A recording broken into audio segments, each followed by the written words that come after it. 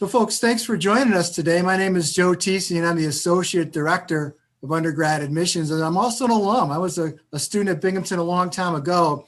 We are thrilled to tell you about our campus. Today's theme is about academics.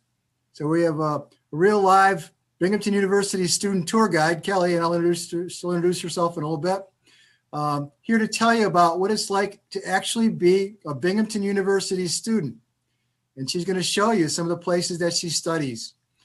So we're thrilled that you're here. We have a good group of people that are going to join us. So thanks. If you got Johanna, if you could introduce yourself. Yeah, hi everyone. My name is Johanna Brzezinski. I go by the pronouns she, her, hers, and I am also a Binghamton alum. I got my master's here in Student Affairs Administration last year, and I'm now an admissions counselor. And I absolutely love that I was able to stay at Binghamton because I had such a good experience here. And just a quick housekeeping note, if you have questions during the tour, please put them in the Q&A function, and that is where we will be getting to them. So I will pass it on to Kelly. Hi everyone, my name is Kelly. I'm currently a senior at Binghamton. I'm studying environmental studies and geography. When I'm not helping out with admissions, I'm also a residential assistant on campus, and I've been a tour guide for about 2.5 years in my time at Binghamton. So I'm really excited to be here today. Okay, we're going to hide our cameras, and Kelly, have a great tour.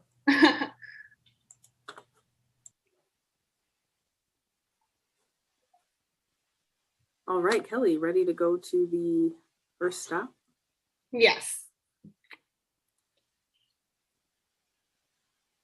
Okay, so right now we're looking at the classroom wing. The classroom wing is approximately 3 floors and it has multiple classrooms. The classrooms in classroom wing are approximately 25 to 30 students that they hold. The classroom wing is also connected to our lecture hall on campus. Our lecture hall has 14 rooms. They do house more students, so they range between maybe 50 students to a couple hundred at a time. And I'll give you a little bit of a backstory on a class I took and walk you through the structure of larger classes. So when I was a sophomore, I took an intro chemistry class called Chem 107. It was held in one of those larger classrooms in lecture hall. So I was a little nervous about the class structure, not getting to know my professor. Those were all fears in my mind. However, I did find that I was able to get that one-on-one interaction quite easily because all professors have something known as office hours.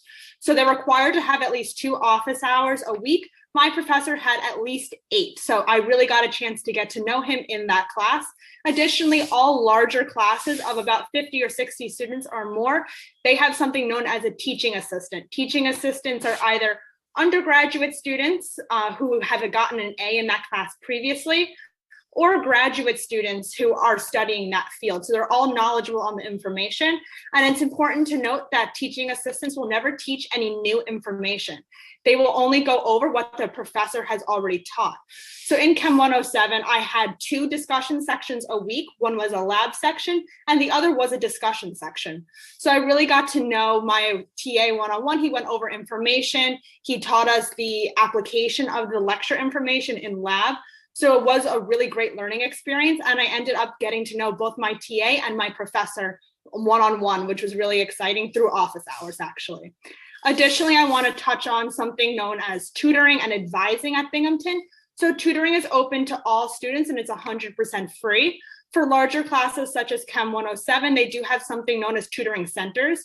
So those are rooms that all students can go to and they're staffed with a teaching assistant at all times between the hours of perhaps like 8 a.m. to 5 p.m. 5 days a week. So if you have any questions or you're doing your homework and you have a question, you can run right over there and there'll be someone who is able to help you. And that really helped me get through some tougher material when I took chemistry especially. And advising, every school at Binghamton, so Harper, Decker, School of Management, etc., they all have their own specialized set of advisors.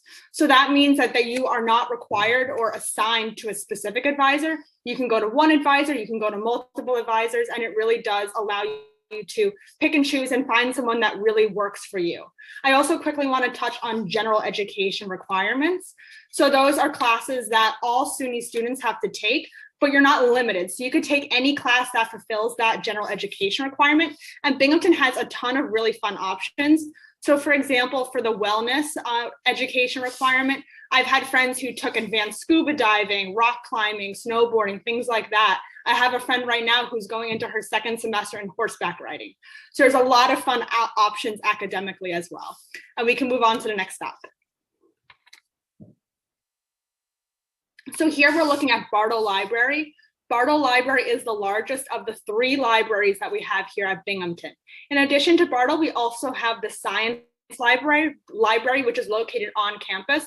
And then we also have a smaller library located in our downtown center. So Bartle has 4 floors and they go up in increasing levels of quietness. So the first floor is more group study areas. It's louder. You can find some quiet study areas on the first floor, but it is geared towards group collaboration. As you go up, as I said, it gets more and more quiet. So by the time you're at the 4th floor, it's 24/7 quiet.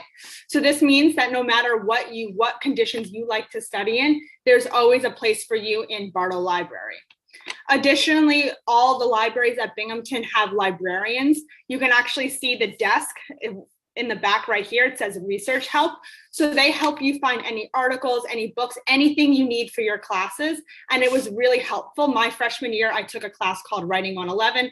And within 5 minutes of sitting down with this librarian, she really helped me find things that targeted my specific research topic, which is really valuable when you're writing a paper. Additionally, all our libraries also have printing. Printing is free for undergraduate students. You start out with about $40 a semester, and every time you print, it takes a little bit of money out of that, but it's really inexpensive, and I've never known anyone who ran out. I've had friends who printed the entire Game of Thrones, like first book, so they really are generous with the amount of printing money, and we also have both Macintosh and PC computers available for students to use.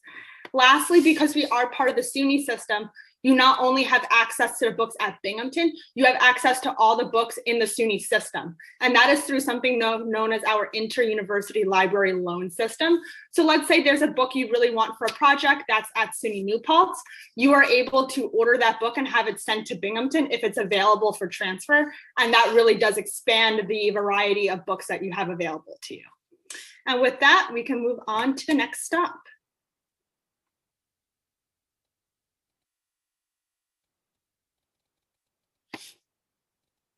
Okay, so right now we're looking at a theater in our fine arts building. Ooh. Yeah, here we go. We're looking at a theater in our fine arts building. So the fine arts building houses multiple majors. That includes music, cinema, art history, art and design, and theater. There are also minors in a lot of these majors as well. But what I want to emphasize here is that you do not need to be a fine arts major to participate in fine arts activities. Outside of the classes and the majors and the minors, there's different clubs and organizations that are geared towards the fine arts. Specifically, we have a bunch of a cappella groups and things like that on campus. However, if you do want to take a class in fine arts, but you don't necessarily want to declare a major or minor, we do have different classes that are available to you, such as painting, such as drawing. I took a theater class my freshman year, and I really did enjoy it. It allowed me to get a different perspective on something that I might not have gotten to otherwise.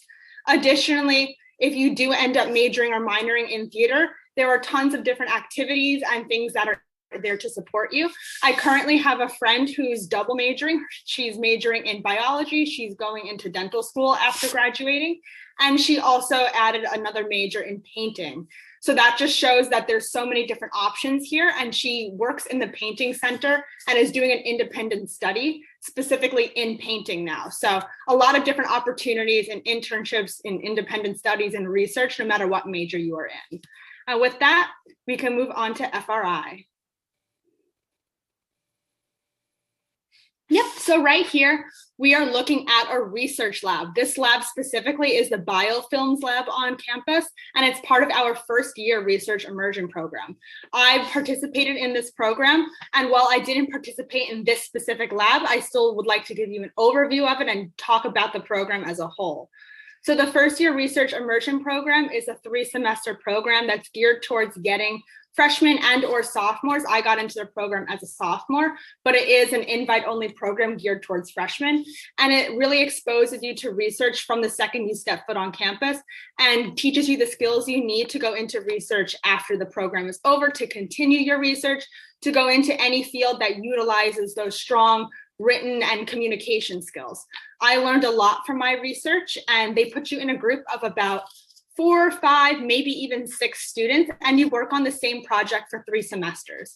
My research focused on the use of drones and to detect harmful algal blooms in upstate New York. And it was really fun. I got to fly drones. I got to learn about like geospatial remote sensing. And that's actually the field that I'm now going into after I graduate. And I might not have even gone into it or known about it if it wasn't for this amazing program. And I actually got to present my research at multiple conferences. So first year research immersion students get to participate in 2 conferences guaranteed at the university, but they also give you the resources to participate in a wide range of other conferences. So back in 2019, I actually went all the way to San Francisco to present. So that was really exciting, and that was funded by the university. And we can move on to the next stop. So now we are in the Watson School of Engineering. So just a little bit of an overview of how Watson functions and the structure of the Watson School of Engineering. The building was just remodeled. I believe it finished last year. So it's brand new. A lot of the labs are very freshly made with brand new technology, things like that. And there's a bunch of different majors within Watson. So we have biomedical, mechanical, industrial and systems, computer science, computer engineering, and electrical engineering available.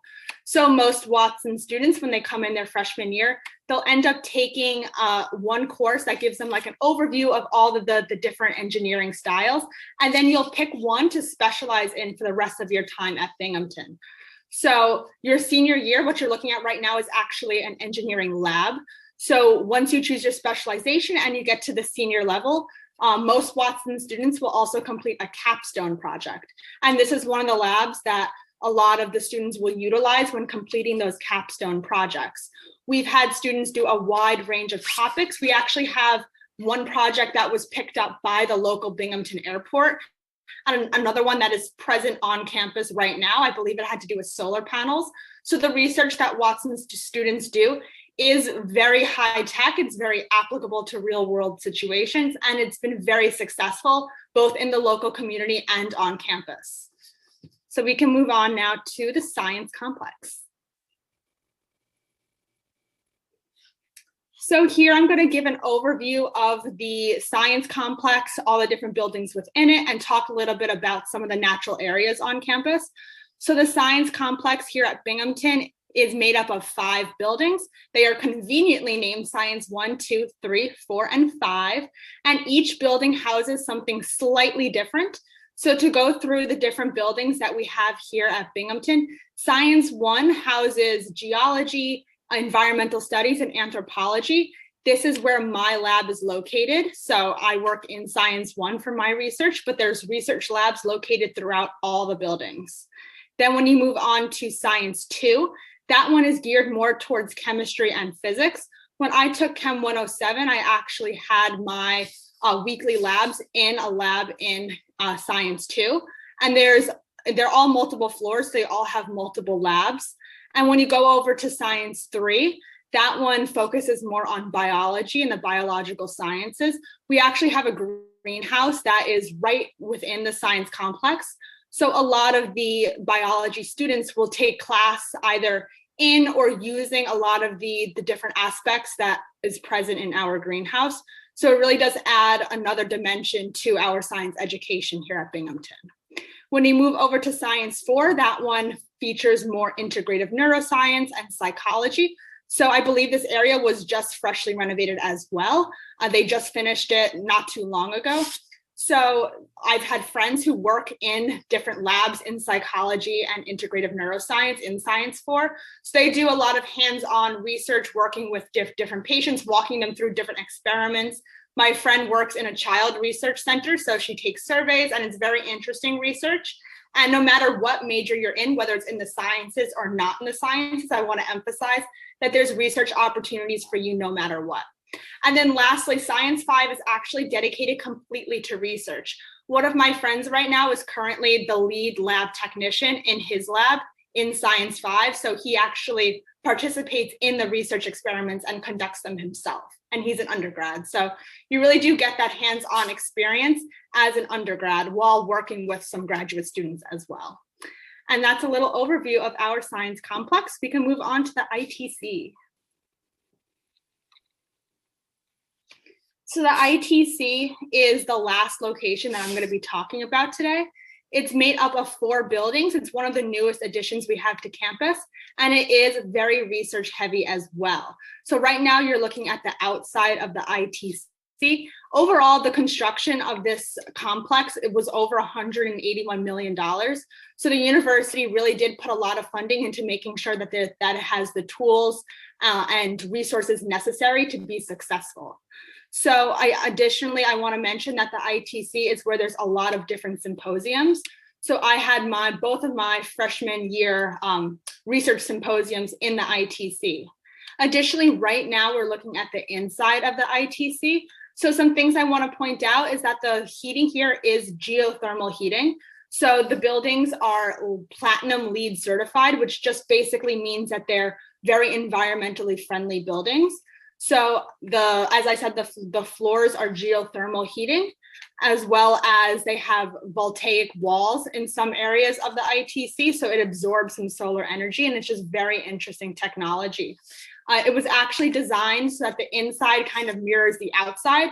So there's water features, you can see it here, that run throughout the entire length of the lobby, and that kind of mimics cooling. So during the summer, it takes less energy to cool the buildings down because the air will blow over the water, which kind of cools the entire area. So it is really, really interesting and designed very innovatively. I want to mention that Stanley Whittingham's lab is also located here. So he does a lot of high-tech research, and he recently won the Nobel Prize. So that was really exciting for the university, and students actually get to work with him here. I'm not sure how many students he specifically works with, but he does do his research out of the room right down there actually. So very exciting. And another cool thing about the ITC is we have something known as a media core. So the media core houses a lot of multi-$1,000, sometimes multi-million-dollar instruments, and it's used by multiple labs. So this idea came out of the fact that all the labs, or a lot of the labs, use very similar technology and similar instruments. So instead of each lab buying its own version of this instrument, they actually have an area where they share the equipment. So if you work in one of the labs in the ITC, you have access to a wide range of instrumentation that is used by multiple labs. So it really does foster that sense of collaboration. So that's a little overview of the ITC. It does have the biomedical engineering department as well, and they also do really cool research. But yeah, so that's the ITC, and I believe this is the end of our little brief overview, so we can open it up to questions now.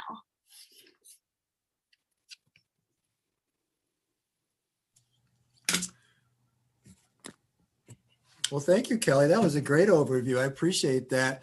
There's so much here at Binghamton, and you showed some really cool labs and experiences. And Binghamton is a place we're all very proud of. If you look at our rankings and our accolades, and Binghamton ranked as academically excellent, the premier public university in the Northeast, students that come to Binghamton are just brilliant. So when I say what makes Binghamton special, it's because of our students. So appreciate you, and you're a great example of that. So here's a couple questions that just came through. The first thing I see is for the first year, for the FRI program, the first year research program, we're allowed to switch research after filling out a preference. And you switch from one discipline to another. Yes. So I'm not sure how common that actually happens, but I did have a girl who joined my research lab in second semester. So there is the possibility to switch within once you're actually assigned to a research discipline within FRI. Okay, so it can be done. Thanks, Kelly. And this is a good question. We just saw that there are so many different places on campus. Somebody asked, I know Binghamton is a big campus. How do students get around the campus when it's cold or rainy? So what do those options look like? So we do have a bus system that runs around campus. So we have something known as a campus shuttle. So if it is rainy and you don't really want to walk from your room on campus to wherever your class is, you're able to take the campus shuttle. It stops at basically each of the campus dorm communities, and it'll stop in a central area that's probably closer than your dorm building is. However, all the dorm buildings on campus are no further than like a 15-minute walk to lecture hall or any of the classroom areas. So if you did want to walk, it's very easy to cut through buildings to keep warm. I do that all the time. I've lived in the campus community closest to lecture hall, and now I'm in one of the ones further. And I will say that the distance, I don't really notice a difference in the distance. I really enjoy it. And the weather, I mean, it is rainy sometimes, but like I said, it's very easy to cut through some buildings. Here's a question that came through, and it's not necessarily academic, but I know you're an RA. So the question's about housing. What are rooms like on campus is the question for Matthew. Yeah, so just to keep it really brief, we do have a bunch of different room styles. So you can live in a suite style. I lived in a suite style in Hinman, in our Hinman community for 2 years. So in that one, you're living in a double, and there's 3 doubles and 1 bathroom. In Dickinson, which is where I'm currently in RA, it's a flat style of living. So there's 1 vestibule, and then there's 2 doubles and 1 single. So it is possible to have a single as a freshman. A couple of my residents are freshmen who have singles. And then we also have quarter style, and that's more present in our Newing community. And then we also have a few of those in our College in the Woods community as well. So that's your typical dorm style hallway with a bunch of doubles, and then a bathroom at the end of the hall. Awesome. So this is a great question. Can I switch from biology to biomedical engineering, which biology is in our Harper College and biomedical engineering is in Watson? So Kelly, can you talk a little bit about what that would look like? Yes. So there is a potential to transfer between different schools. I suggest applying to whatever school has the major that you ultimately intend to have. But let's say you did get into Harper for biology, but then you decide you want to go into biomedical engineering, which is in Watson. You are able to fill out a form and apply to transfer into Watson for that major. It's not guaranteed, but it's definitely possible, and people have done it before. Awesome. Thank you. Okay. So the question is about internships. And, when we talk about the philosophy in which Binghamton works under, right? Experiential learning. You talk about research and what a big deal that is.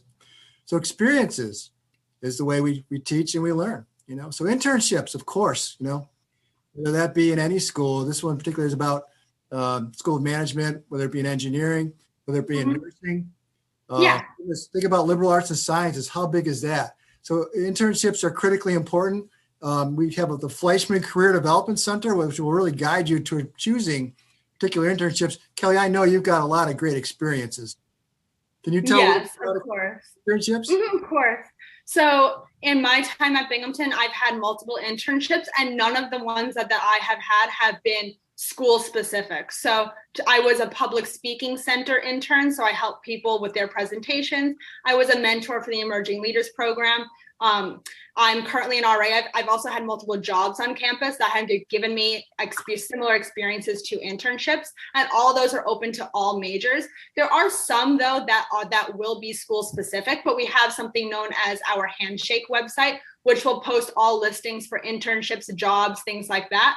And I also know that different schools, so SOM specifically, will send out different opportunities, and there's a lot of things available to students. Additionally, we do have a job and internship fair that happens in the fall and the spring. So here, different employers and potential summer internship companies will come and table, and you have the opportunity to go up to them and speak to them and really get that hands-on networking experience to make those lasting connections and get the opportunities later.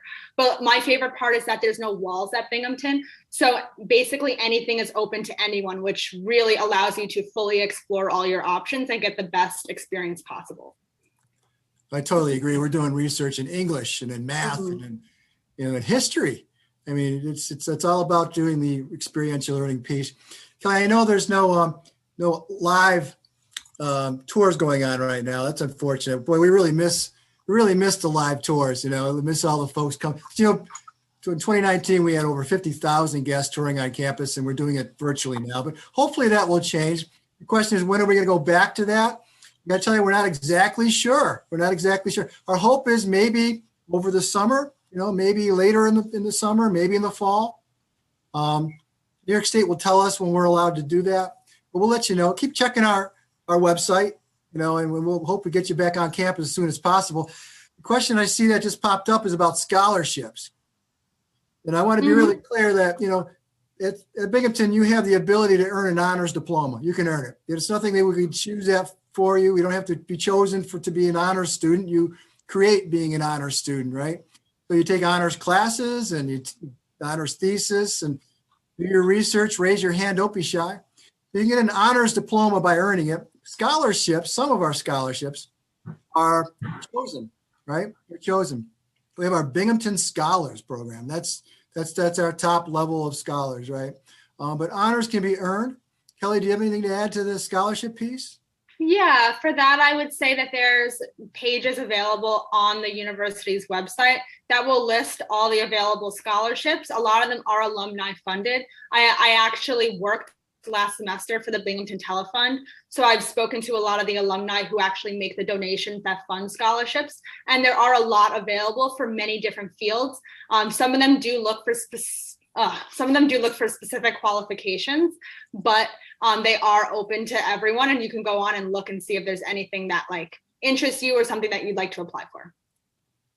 Great. And then we got a great question about extracurricular activities being impacted by COVID. And, Joe and I can speak to the admissions portion. We understand that school was not open for a really long time and that you didn't have access to your activities. So for this year, and probably for next year, there's a section on the application where students just said, these are the things I was participating in, but due to COVID, I couldn't. So we completely understand that. And it's pretty widespread among most students that a lot of people could not participate. So it's only one portion of the holistic review that we do. So we completely understand that because of COVID, you didn't have access to these things. Okay, so another question came through, and I think, Sam Goss, do you want to answer this one live? You can. It says, what are some of the things that you can do for fun on campus, especially during this time that we're in? Samantha, do you want to pop in? Yes, I can go ahead and pop in on that one. So there's so many fun things to do downtown. I know right now we are a little bit just because of everything going on, but we have a really great downtown area. We have this amazing event called Restaurant Week, in which you can go to all these really good restaurants that we have downtown, and you get a discounted price for the entire meal. So that's an event everybody loves to do. We also have, if you're interested in skiing and snowboarding during the winter, we're actually about half an hour from a resort, which I think is really cool. We have clubs that you're able to do that.